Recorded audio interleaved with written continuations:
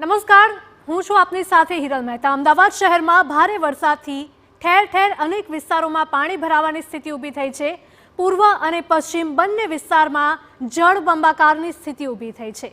નારોલ, અમરાઈવાડી, દાણી લીમડા અને મણિનગર વિસ્તારમાં ઘૂંટણસમા પાણી ભરાયેલા છે। બીઆરટીએસ રૂટમાં પણ 1 થી 2 ફૂટ સુધી પાણી ભરાયેલા જોવા મળ્યા છે।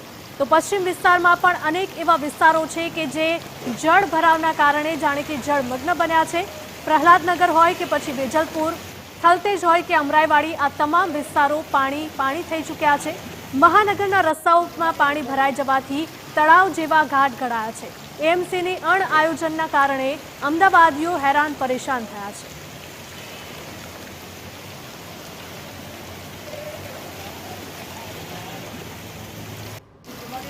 પ્રેરણાતીર્થ દેરાસર રોડ પાસેની સોસાયટીઓમાં પણ વરસાદી પાણી ભરાઈ ગયેલા છે। તેજધારા બંગલોઝની ગલીમાં 2 ફૂટ સુધીના પાણી ભરાયેલા જોવા મળ્યા। અગાઉ પણ સ્થાનિકોએ પાણી ભરાવા અંગે ફરિયાદ કરી હતી। નવા આરસીસી રોડના કારણે પાણી ભરાતા હોવાની ફરિયાદો કરવામાં આવી હતી। રસ્તો ઊંચો કરવામાં આવ્યો હોવાના કારણે સોસાયટીઓ જળબંબાકાર બની રહી છે તેવા પણ સ્થાનિકોએ આક્ષેપ કર્યા છે।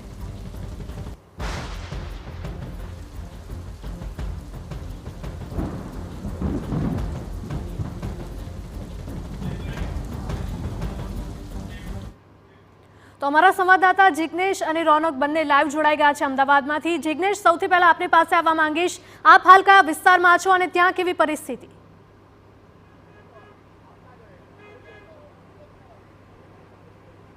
હિરલ, સમગ્ર અમદાવાદમાં હાલમાં કોઈ જગ્યા પર તળાવ જોવા માટે જવું ન પડે તે પ્રકારની સ્થિતિ છે। રાજેન્દ્ર વિસ્તારમાં છીએ, રાજેન્દ્ર પાર્ક વિસ્તારમાં છીએ કે જ્યાં પૂર્વ વિસ્તારમાં પાણી ભરાયેલું જોવા મળી રહ્યું છે। વાહન ચાલકો આખરે કઈ રીતે પોતાનું વાહન હંકાવી રહ્યા છે।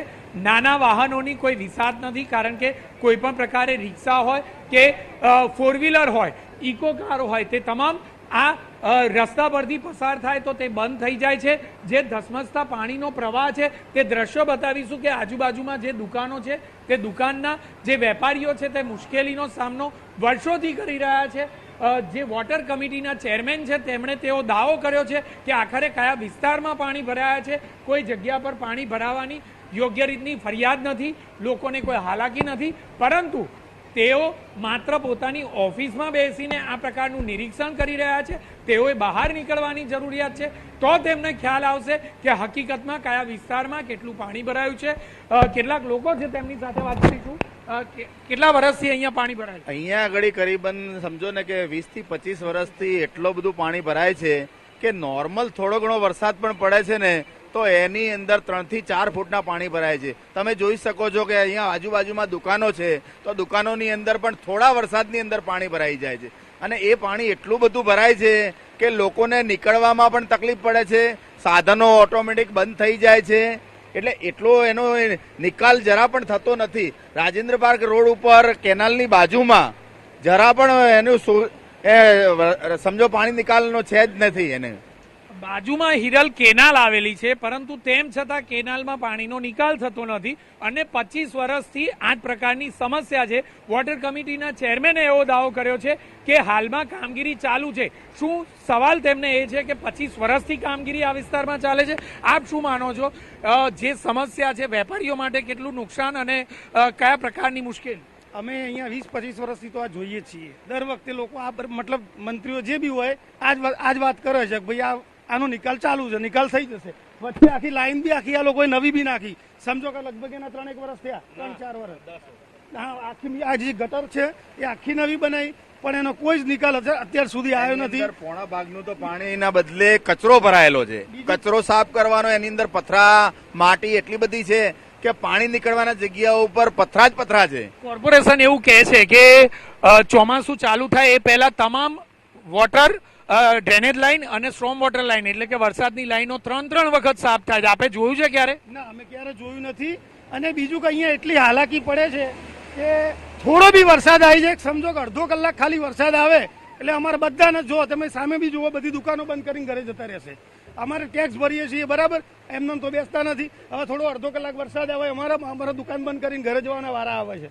તમે શું માનો છો ક્યારે કોઈ વરસાદના પાણી ભરાય ત્યારે કોઈ ધારાસભ્ય કે કોર્પોરેટર આવે છે અહીંયા ના મુલાકાત? કોઈ નથી આવતું ઉપરથી અમે ફોન કરીએ છીએ તો કોઈ ફોન ઉઠાવતું નથી અને અહીંયા કચરો સાફ કરવા આવે છે તો ફક્ત ઢાંકણાની ઉપર જે દેખાય એ જ કચરો સાફ કરે છે અંદર ટનલ આખી ભરેલી છે અને આ પાણી આજુબાજુનો કચરો સાફ નથી કરતા. અંદરનો કોઈ કચરો સાફ નહીં થતો ખાલી ઉપરનું કાઢી લે છે અમુક ટાઈમે આવે તો અને પાણી નીકળવા માટે ફક્ત નાની પાઇપ જ છે જે પાણી નીકળવા માટે નાની પાઇપ છે આ મોટી એ ટનલ મોટી કરી પણ નીકળવા માટે નાનું કાણું છે નીકળતું જ નથી. નિકાલ થાય છે ને અહીંયાથી જ આખી ટનલ મોટી કરી છે આગળ જે મેન પાઇપ છે એ નાની રાખી છે આવી મોટી એન્જિનિયરોની કામગીરી સામે હિરલ સવાલ છે કારણ કે જે સામાન્ય વ્યક્તિને ખ્યાલ આવે પરંતુ આખરે સ્માર્ટ સિટીના એન્જિનિયરોને શા માટે આ સોલ્યુશન નથી દેખાતા તે મોટો પ્રશ્ન છે. સાથે જે ડ્રેનેજ અને જે સ્ટ્રોમ વોટર લાઇનની સફાઈની વાતો કરે છે તે તમામ